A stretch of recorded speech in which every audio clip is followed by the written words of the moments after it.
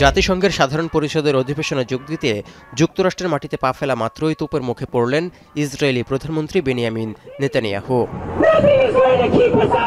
গাজা ও লেবাননে ইসরায়েলি আগ্রাসনের প্রতিবাদে নেতানিয়াহু বিরোধী বিক্ষোভে উত্তাল নিউ ইয়র্ক। ক্ষোভে ফেটে পড়েন ফিলিস্তিন ও লেবাননপন্থী বিক্ষোভকারীরা। একসঙ্গে ফিলিস্তিনের গাজা উপত্যকা ও লেবাননের দক্ষিণাঞ্চলে ইসরায়েলি আগ্রাসনে উত্তপ্ত গোটা মধ্যপ্রাচ্য।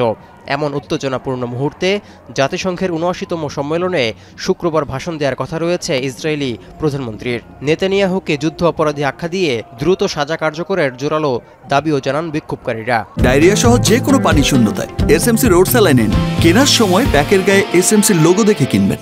এছাড়াও ইসরায়েলি প্রধানমন্ত্রীকে গ্রেপ্তার না করে উল্টো তাকে থাকার জায়গা করে দেওয়ার বিষয়টি যুক্তরাষ্ট্রের জন্য লজ্জার বলেও অভিযোগ করেন তারা।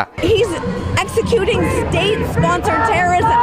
The fact that he was allowed to land in this city and he is staying at a hotel and he is not arrested is a shame on everyone in power in the United States and in this city.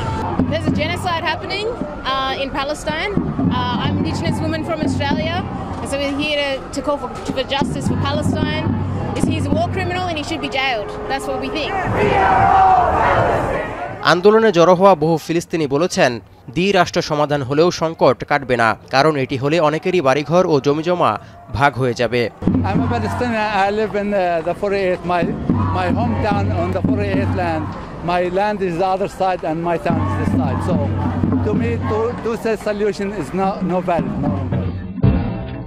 New ইয়র্কে পৌঁছানোর ঠিক আগে লেবাননে ২১ দিনের যুদ্ধবিরতি প্রস্তাব উপেক্ষা করে সামরিক বাহিনীকে যুদ্ধ আরও জোরালো করার আদেশ দেন বেনিয়ামিন নেতানিয়াহু।